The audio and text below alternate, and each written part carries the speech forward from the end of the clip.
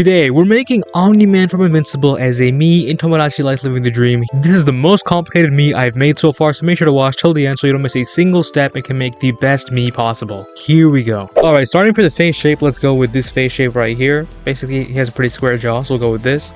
And we'll make the skin tone a little bit lighter, just like that, to be more accurate. Alright, so for hair, there's one thing that kind of sucks here. It's that the hair color, the way it works is you can go subcolor, you can add a subcolor, and the subcolor we obviously need is gray because he has gray sides. But as you can see here, the gray doesn't always apply to just the sides, so that kind of sucks. And what we need to be accurate to the character is to have the gray apply just to the sides. So what we're going to do is we're going to use this hairstyle right here, or this one of these two. I think this one's best. And let's go on to the eyebrows next. Alright, so for eyebrows, he has these very kind of generic, sharp eyebrows, kind of like this actually. And we're going to just go over here and change the color to black, just like that. There we go. And one thing I forgot to do is go to the hair and change the color here to black as well. We're going to make this black, just like that. There we go. Alright, so for the eyes, he has a light blue color, kind of like this right here. Or this. I think this one's a little bit better. We're going to go with this blue right there. Okay, so for the eye shape, the one that I think looks the best is this one right here. So what I've done actually is I've actually thinned this out a little bit. So what I did is I just pressed this button once. And I think this one's a little bit better because his actual eye height in the show is a little bit shorter than the default for this. So I basically just pressed that button there and made it a little bit less tall in height. Alright, so for the nose, I think this one right here is the best option. I'm going to make this bigger though. 1, 2, 3. 4 is too much. We're going to go 3. I think that's the perfect amount there. You could lower it, but I don't think that really makes any sense. I don't think it looks right, so I'm going to go with this size right here. I know it looks a little bit big, but it'll make more sense once we add more details. Also, make sure to add this thing right here under the eyes, just like that. We're going to use this later. We're not actually going to keep this in the final build, but you want to use this for now. I'll explain more later.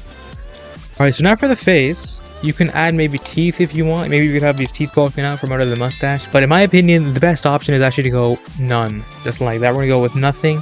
We're going to have the mustache there, and eventually I'm going to add some detail with face paint, and it'll look just fine, don't worry. Okay, so now let's do ears. For ears, just choose the first option, honestly. He has pretty small ears. They look just fine in my opinion. We're just going to go with that. Obviously, no need for glasses. Now here, this is a very, very important part. You're probably thinking, Kraken, this does not look like your me. Your me doesn't have these default markings.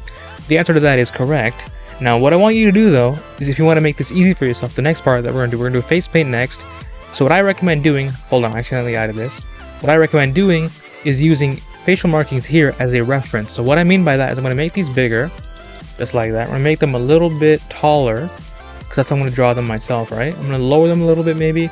Kind of like that's like a rough reference for me, and how I'm actually going to draw the ones on top. For the mustache, choose this mustache right here and lower it a little bit. We want to add in these eyebrow markings right here. We're going to make them a little bit smaller and move them up a little bit.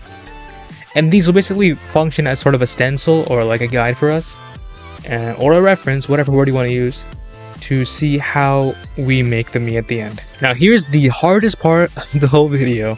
We're going to be doing face paint. Here we go. Alright, so I'm using controller here, so I'm obviously going to be a little bit worse than you are. And make sure, before you get started, that you're in pro mode. And right now I'm in pro mode, so if you're not in pro mode, so all you want to do is go to settings, and make sure you choose pro mode. So you can change the mode from here.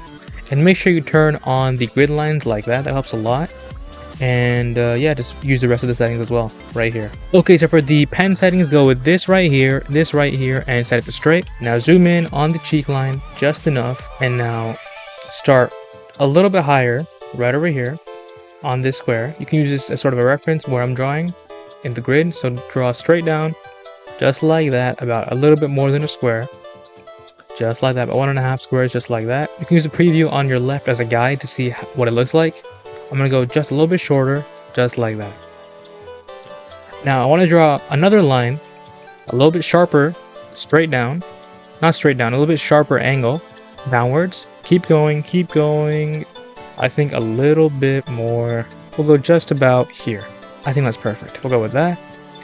Then we're going to make one more line here, starting from this corner, and cutting a little bit inwards like this. A little bit sharper, just like that. There we go. And that right there is a cheek line. So yeah, that took me quite a bit to do. So now what you want to do is you want to go over to this tool right here and select this right here. Fully select it. Just cover it just like that. So if you want, you can reposition this by moving it left or right like that with the D-pad. And you can use these buttons on the side and use those shortcuts. What I'm going to do is I'm going to duplicate this first. I'm going to press plus. Then I'm going to match this up to where this is right here.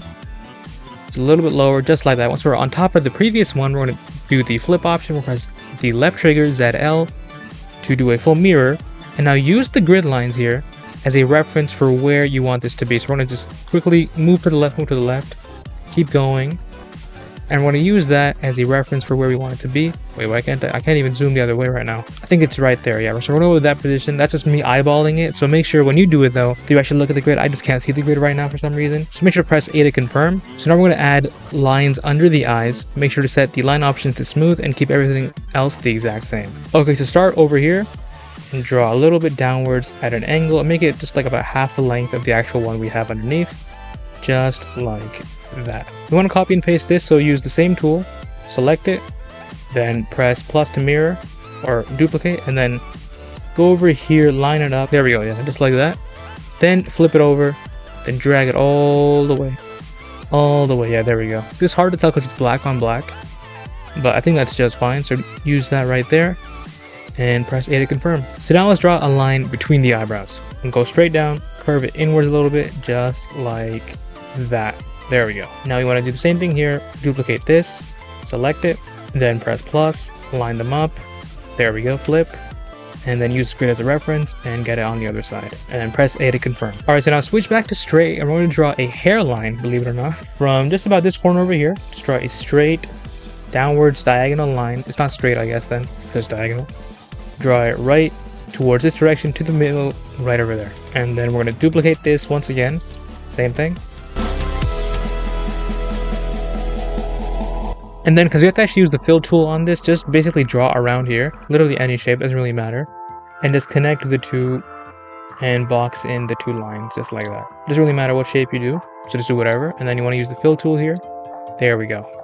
Because essentially, you don't actually see it. All you see is like the hairline coming in a little bit lower, as you can see in the preview on the left. Alright, so now we're going to switch to smooth, and we're going to add like these hair strands that he has, and add basically more hair detail. So we'll start over here, I'll zoom in first of all, just make it a little bit easier to see. Zoom in. Get over here onto this corner here and just basically draw up and sort of like a swirl, like a swirly spike, kind of like that.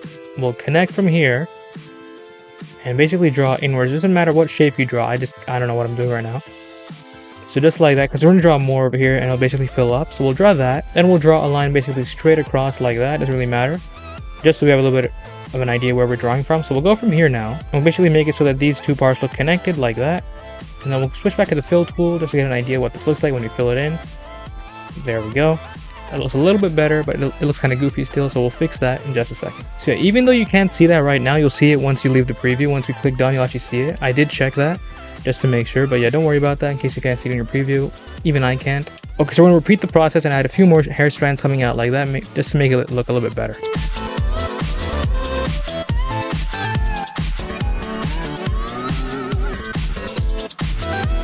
And if you want to go even more above and beyond, you can actually add even more detail by adding hair strands on his forehead.